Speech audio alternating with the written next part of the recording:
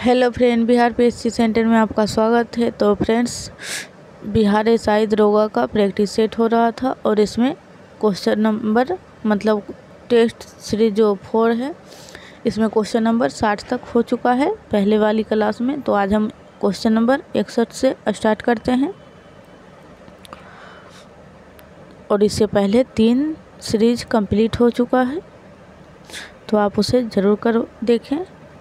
और friends, channel पे पहली बार आए हैं तो चैनल को सब्सक्राइब कर लें, वीडियो को लाइक ज़रूर करिएगा देखने के बाद और वीडियो को शेयर ज़रूर कर दीजिए। क्वेश्चन नंबर 61,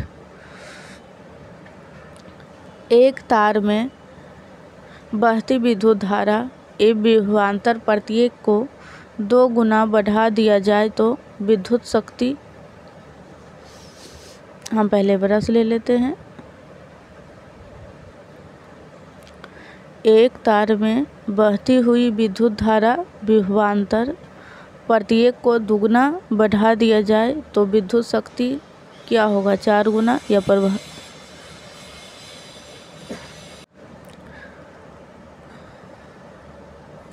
तो 4 गुना बढ़ जाएगी। चलते हैं नेक्स्ट पे।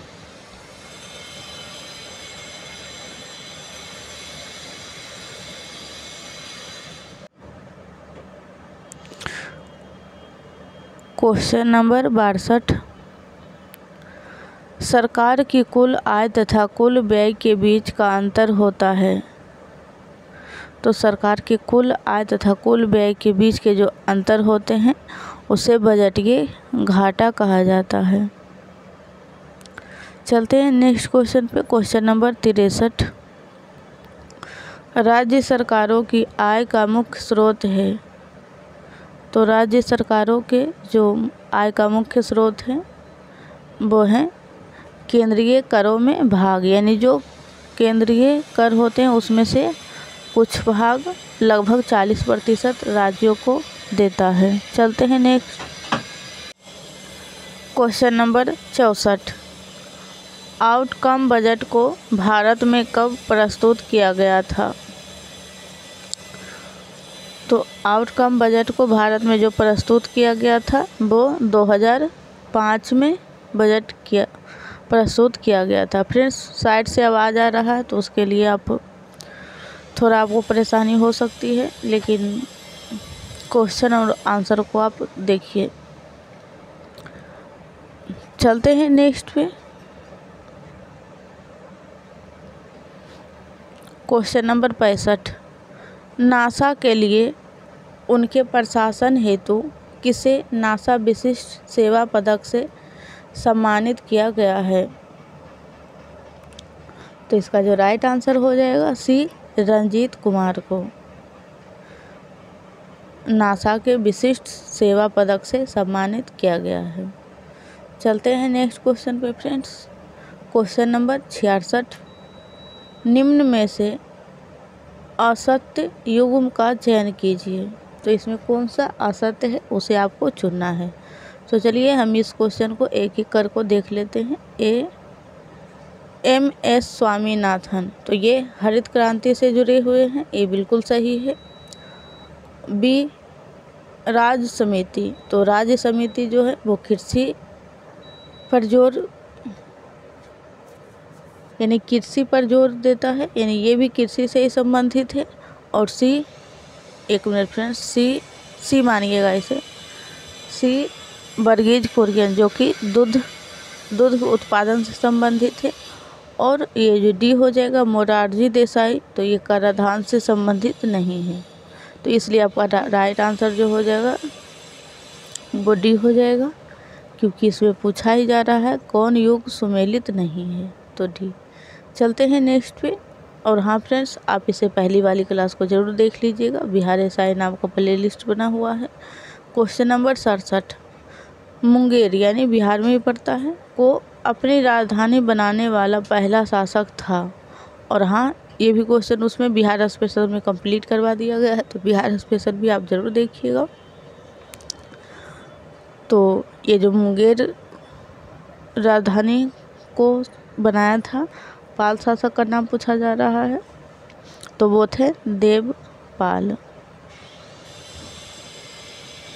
जिन्होंने मुंगेर को अपनी राजधानी बनाया था। चलते हैं नेक्स्ट पे।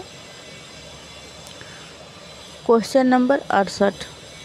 भारत छोड़ो आंदोलन के दौरान 11 अगस्त 1942 को सचिवालय के समीप झंडा फहराने के क्रम में 7 छात्रों की मौत पुलिस की गोली से हो गई।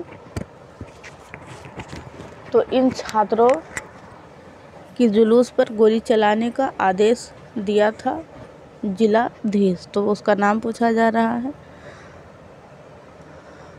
तो उसका नाम था WG आर्चर ने आदेश दिया था। इसका राइट आंसर बी हो जाएगा।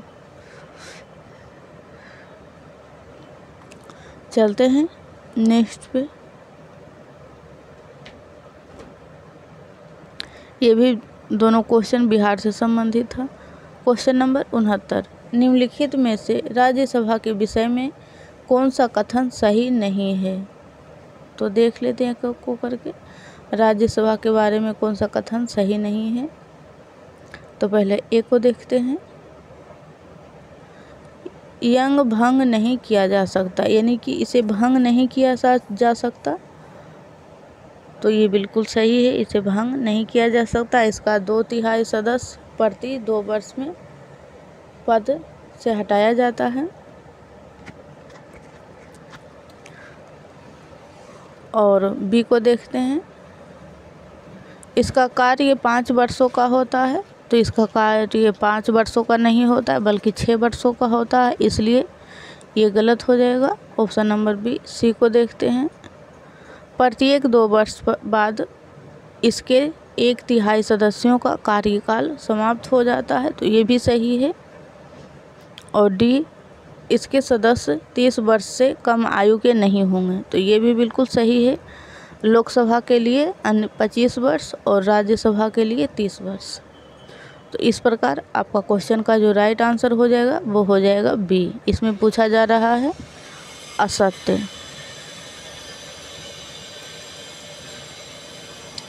Question number 70। मूल अधिकार के संदर्भ में निम्नलिखित में से कौन सा कथन सही है? तो देख लेते हैं मूल अधिकार के बारे में कौन सा कथन सही है।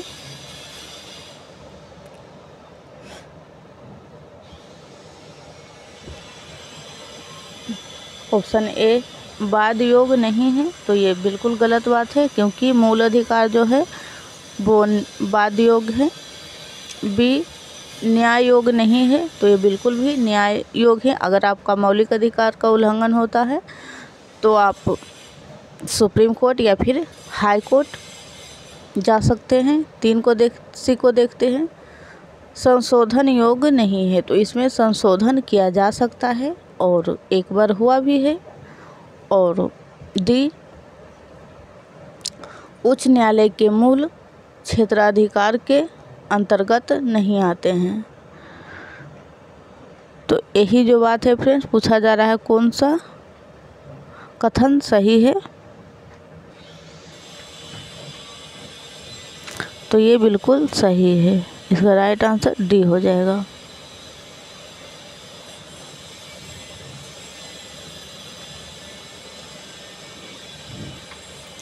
क्वेश्चन नंबर, ये मैथ वाला है फ्रेंड्स, तो इसे हम स्किप करके चलते हैं नेक्स्ट क्वेश्चन पे, क्योंकि हमने शुरू में ही बताया था कि इसमें जो होगा क्लास वो सिर्फ GK GS का होगा और ज़्यादा वेटेज भी इसी का है। अगर आप इसे भी करके जाते हैं तो ज़रूर सफलता मिल जाएगी। Question number 72। निम्नलिखित में से किसका संबंध चुनाव आयोग से नहीं है? तो चुनाव आयोग से जिनका संबंध नहीं है वो है चुनाव की वैधता का निपटारा करना। ये चुनाव आयोग का कार्य नहीं है।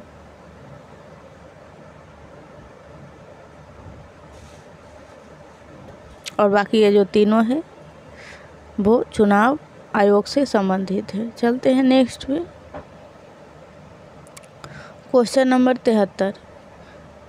भारतीय संविधान में ब्रिटिश संविधान से निम्न में से कौन से तत्व नहीं लिए गए हैं? यानी जो अपना संविधान है उसमें कौन सा ऐसा तत्व है जो कि ब्रिटिश संविधान से नहीं लिया गया है, तो वो हो जाएगा ऑप्शन बी, न्यायपालिका का स्वतंत्रता। चलते हैं नेक्स्ट पे।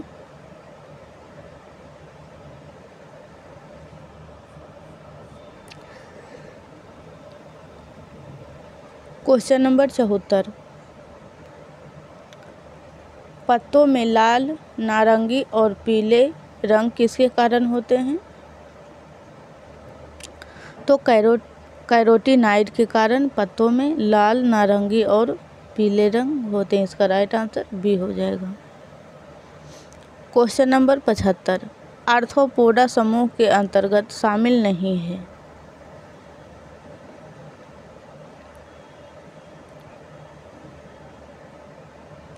तो जोक जो है आर्थ्रोपोडा समूह में शामिल नहीं है।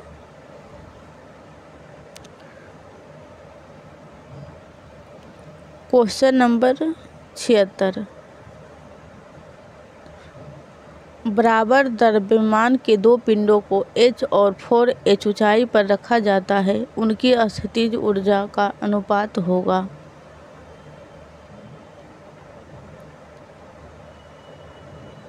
इसका राइट आंसर भी हो जाएगा 1:4। क्वेश्चन नंबर 77, ध्वनि तरंगे हैं। तो ध्वनि तरंगे जो होती है ठोस तथा गैस दोनों के माध्यम में चल सकती है।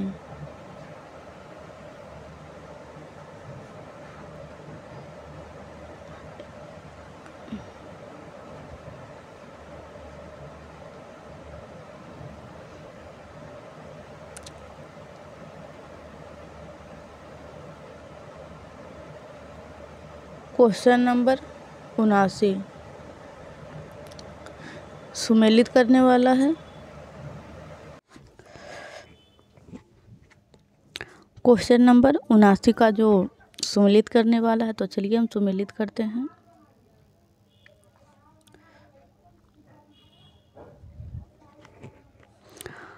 अर्थवेद, तो अर्थवेद जो है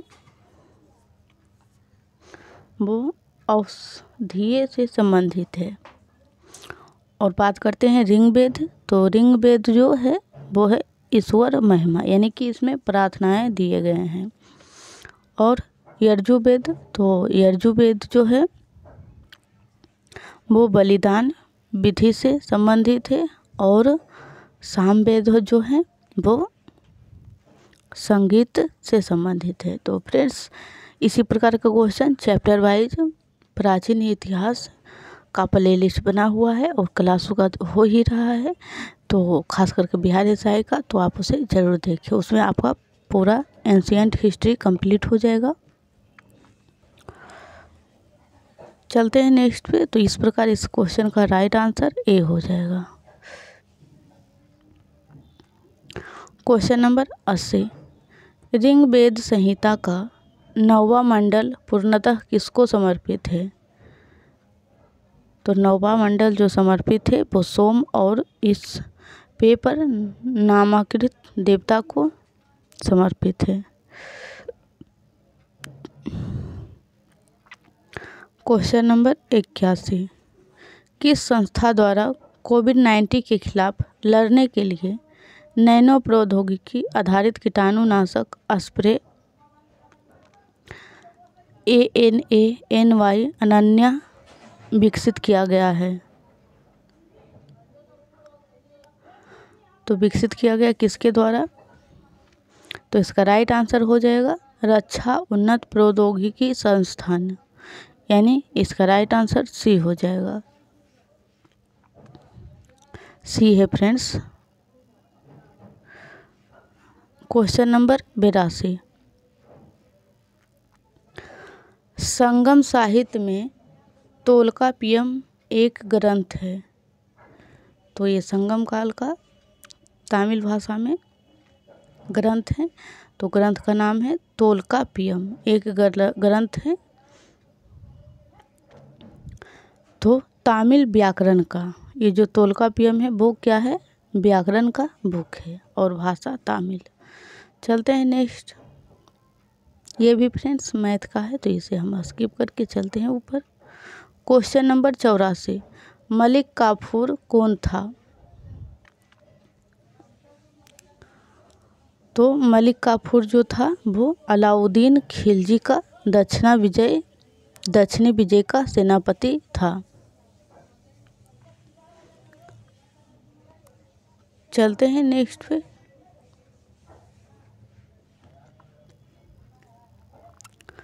क्वेश्चन नंबर 85, किस भारतीय संगीतकार को medal of the order of Australia के जरिए चुना गया है? तो शोभा शेखर को। चलते हैं नेक्स्ट पे।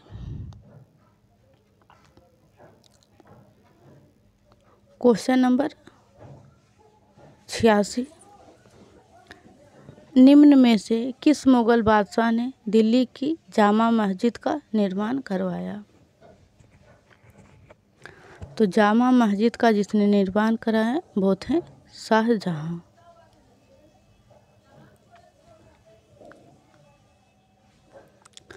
चलते हैं नेक्स्ट। और फ्रेंड्स आपका एग्ज़ाम से पहले 1 साल का लगभग करंट अफेयर्स करवा दिया जाएगा ताकि आपका एक भी क्वेश्चन ना छूट पाए करंट अफेयर्स से। तो आप उस करंट के लिए चिंता ना कीजिएगा। क्वेश्चन नंबर 87, निम्नलिखित 4 बाहरी आक्रमण को काल क्रमानुसार व्यवस्थित करें एवं नीचे दिए हुए कूट से सही उत्तर ढूंढें। तो ये इसमें व्यवस्थित करने के लिए बोल रहा है, पहले कौन सा। तो चलिए हम व्यवस्थित करते हैं।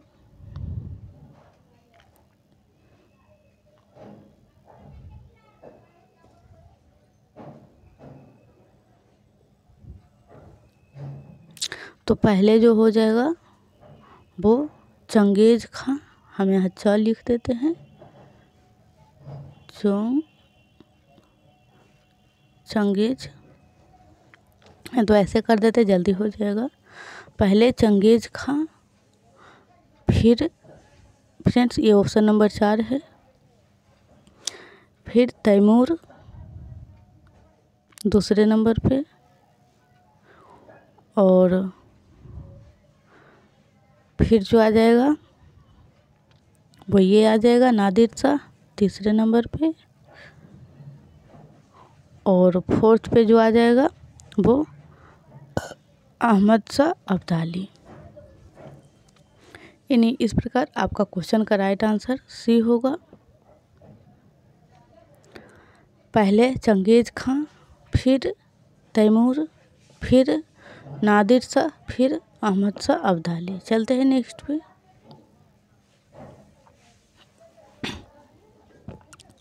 ये भी सुमेलित करने वाला और पूछा जा रहा है इनमें से कौन सुमेलित नहीं है। तो चलिए एक एक करके मिला लेते हैं। क्वेश्चन नंबर 89 का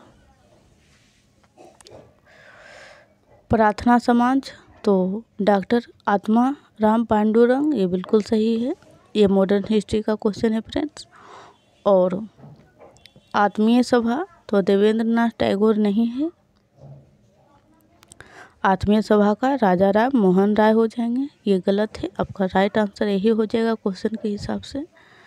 सी भारतीय ब्रह्म समाज, तो केशव चंद्र सेन, यहाँ पे भारतीय लगा हुआ है तो केशव चंद्र सेन होंगे। अगर सिर्फ ब्रह्म समाज लिखा रहे तो राजा राम मोहन राय हो जाएंगे। और डी को देखते हैं, स्वामी राधा स्वामी सत्संग, तो तुलसी राम। तो इस प्रकार क्वेश्चन में पूछा जा रहा है सुमेलित नहीं है, तो ये जो है ये सुमेलित नहीं है। चलते हैं नेक्स्ट पे।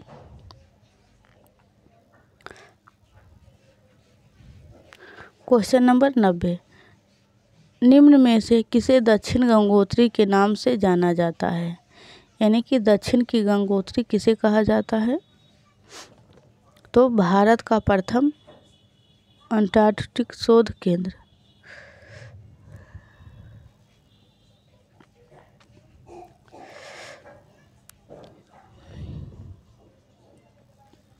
ये दक्षिण गंगोत्री जो है फ्रेंड्स, वो अंटार्कटिक में एक शोध संस्थान बना हुआ है। इसी का जो नाम है गंगोत्री दिया हुआ है और दक्षिण में है इसीलिए। तो आप वो वाला गंगोत्री नहीं समझिएगा जो कावेरी गोदावरी को कहा जाता है। तो ये जो है एक शोध संस्थान है भारत का। और भी एक शोध संस्थान है जिसका नाम है भारत ही नाम दिया हुआ है।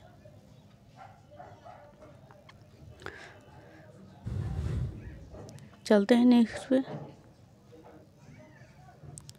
क्वेश्चन नंबर 91, भारतीय गन्ना अनुसंधान संस्थान स्थित है। तो भारतीय गन्ना अनुसंधान संस्थान जो स्थित है वो है कोयम्बटूर में। एक मिनट फ्रेंड्स, इसका तो राइट आंसर कोयम्बटूर हो गया। हम उस क्वेश्चन पे क्वेश्चन नंबर 90 जो था गंगोत्री वाला, उसको हम आपको डिफिनेशन के साथ दिखाते हैं डिटेल्स में। तो फ्रेंड्स ये जो क्वेश्चन नंबर 90 था और जो दक्षिण गंगोत्री से हो सकता है आपको कन्फ्यूजन हो सकता है, तो इसीलिए हम इसका पूरा एक्सप्लेनेशन कर देते हैं। तो देखिए, दक्षिण गंगोत्री के नाम से भारत का प्रथम अंटार्कटिक शोध केंद्र है और दक्षिण गंगोत्री की जो स्थापना हुई है वो 1982 ईस्वी में किया गया है। और दक्षिणी गंगोत्री की स्थापना डॉक्टर कासिम के नेतृत्व वाली टीम द्वारा किया गया है। और भारत का अंटार्कटिका में मैत्री और भारती, हमने भारत बताया था, मिस्टेक हो गया था, तो मैत्री और भारती भी शोध केंद्र है। ये तीनों जो है दक्षिण अंटार्कटिक में ही स्थापित है। तो आपसे ये तीनों क्वेश्चन से संबंधित आपसे पूछा जाए कुछ तो आप ज़रूर बताइएगा। चलते हैं नेक्स्ट पे। लेकिन ये तीनों जो है एक ही बार स्थापित नहीं हुई है, तीनों का डेट अलग है। लेकिन ये जो दक्षिण गंगोत्री है वो पर्टिकुलर 1982 में स्थापित किया गया है। चलते हैं अब नेक्स्ट ऊपर पे। और एक और देख लीजिए फ्रेंड्स, आत्मीय सभा की जो स्थापना 1815 में हुआ था और हमने बताया था कि इनके जो संस्थापक हैं वो राजा राम मोहन राय हो जाएंगे। तो ये दोनों क्वेश्चन का डिफिनेशन आप देख लिए। चलते हैं अब नेक्स्ट पे। आ गए हम अपने क्वेश्चन पे, क्वेश्चन नंबर 91, भारतीय गन्ना अनुसंधान संस्थान स्थित है। तो इसका राइट आंसर हमने बताया था कोयम्बटूर। चलते हैं नेक्स्ट पे, क्वेश्चन नंबर 92, अंतर्राष्ट्रीय वैज्ञानिक प्रकाशन कंपनी स्प्रिंगर नेचर के एक विभाग द्वारा संकलित नेचर रिसर्च में भारत की रैंकिंग क्या है। तो भारत की जो रैंकिंग है वो है 12th यानी 12। चलते हैं नेक्स्ट पे, क्वेश्चन नंबर 93, पृथ्वी का आयु निर्धारित करने में निम्नलिखित में से कौन सी विधि का प्रयोग करते हैं।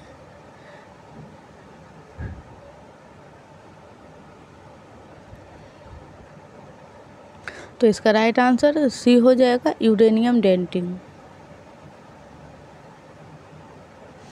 पृथ्वी का आयु निर्धारण करने के लिए। चलते हैं नेक्स्ट पे,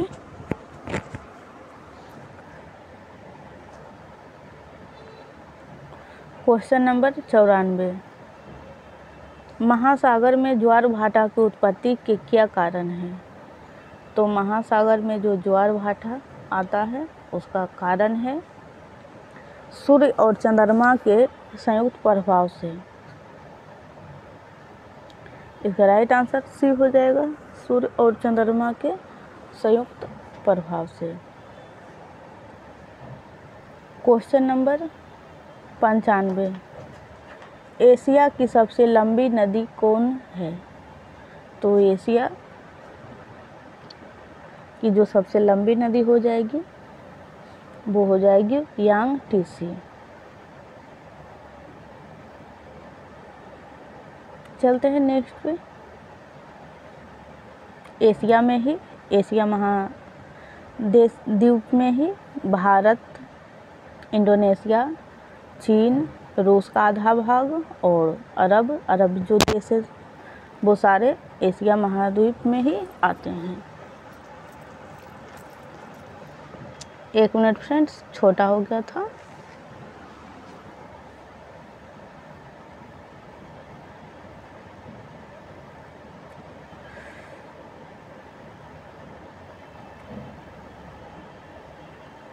तो इसका जो राइट आंसर होगा यांग टीसी, यानी ऑप्शन नंबर सी। चलते हैं नेक्स्ट क्वेश्चन पे। क्वेश्चन नंबर 96, व्यापारिक पबनें कहाँ से चलती है? तो व्यापारिक पबनें जो हैं वो उपोष्ण उच्च दाब से चलती है, उपोष्ण उच्च दाब से।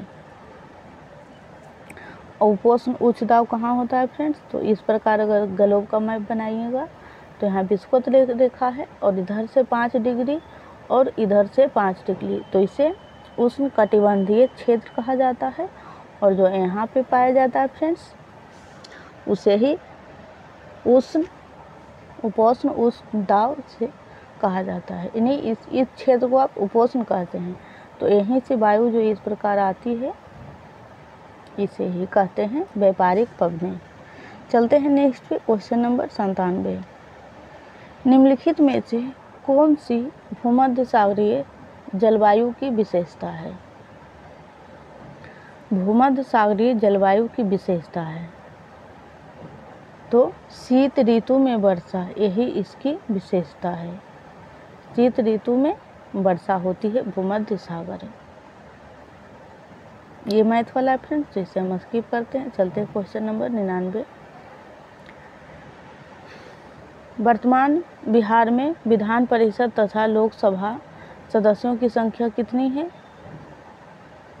तो विधान परिषद में जो संख्या है फ्रेंड्स वो 1 मिनट फ्रेंड्स, इसका राइट आंसर 99 का 75 जो है फ्रेंड विधान परिषद में लोग हैं और 40 जो है लोकसभा में।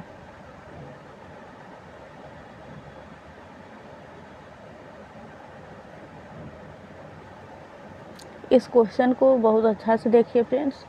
पूछा जा रहा है कि वर्तमान बिहार में विधान परिषद, तो विधान परिषद में बिहार के जो विधान परिषद है उसमें तो 75 लोग रहते हैं, लेकिन पूछा जा रहा है लोकसभा तो केंद्रीय मतलब संसद में होता है, तो लोकसभा में जो है बिहार से कितने लोग गए हैं? तो लोकसभा में 40 लोग गए हैं। और अगर राज्यसभा से पूछा जाए तो 16। और अगर पूछा जाए विधानसभा, बिहार की विधानसभा का संख्या तो 243 होगा फ्रेंड। 243 को आप देखिए, इधर नहीं देखिए, इस प्रकार है। तो बिहार के विधान परिषद में 75 सदस्य और बिहार के विधानसभा में, ये हम अपने तरफ से बता रहे हैं, तो 243 सदस्य। और बिहार से जो है लोकसभा में कितने लोग गए हैं? तो 40 लोग गए हैं। और अगर राज्यसभा में पूछा जाए कि बिहार से कितने लोग गए हैं तो 16 लोग। चलते हैं नेक्स्ट पे। आपको आई होप कि आप लोग अच्छे से इस क्वेश्चन को समझ गए होंगे। अगर समझ गए होंगे फ्रेंड्स तो आप हमें ज़रूर कमेंट करके बोलिएगा ओके, या जो भी आपके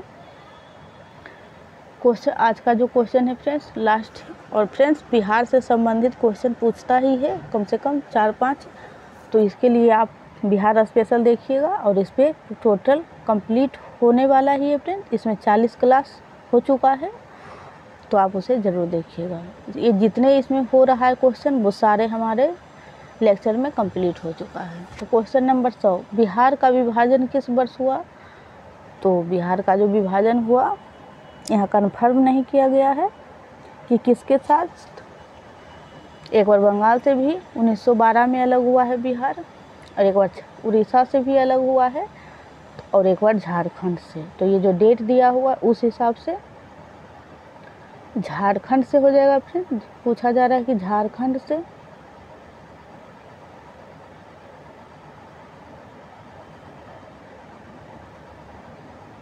झारखंड से कब अलग हुआ, तो इसका राइट आंसर हो जाएगा 15 नवंबर 2000 को। अगर उड़ीसा से पूछा जाए कि बिहार कब अलग हुआ, तो उड़ीसा से हो जाएगा 1936। और बांग्लादेश से पूछा जाए, जो पहले संयुक्त प्रांत था यानी बिहार, बंगाल, उड़ीसा, तो 2011 में घोषणा हो चुका था फ्रेंड्स, लेकिन हुआ था 2012 में। चलते हैं नेक्स्ट पे। तो फ्रेंड्स आज का टोटल यानी प्रैक्टिस सेट 4 कंप्लीट हो चुका है। टोटल इसमें 30-40 से, तो आप लोग अच्छा रिस्पॉन्स करें और हम सारे के सारे कंप्लीट करवा देंगे। और करंट अफेयर से भी जितने भी मतलब 1 साल तक के आपके एग्ज़ाम के पहले कंप्लीट करवा दिया जाएगा। और बिहार स्पेशल हमारे चैनल पे पहले ही है, तो आप उसे ज़रूर देखिए। एंशिएंट हिस्ट्री भी है फ्रेंड्स चैनल वाइज, और पॉलिटी भी है टॉपिक वाइज। तो आप देखिए, आपका पूरा सिलेबस यहीं से कवर हो जाएगा, फिर आपको कहीं इधर उधर खोजने की मटेरियल ज़रूरत नहीं पड़ेगी। तो इसके लिए फ्रेंड्स आपको चैनल को सब्सक्राइब करना होगा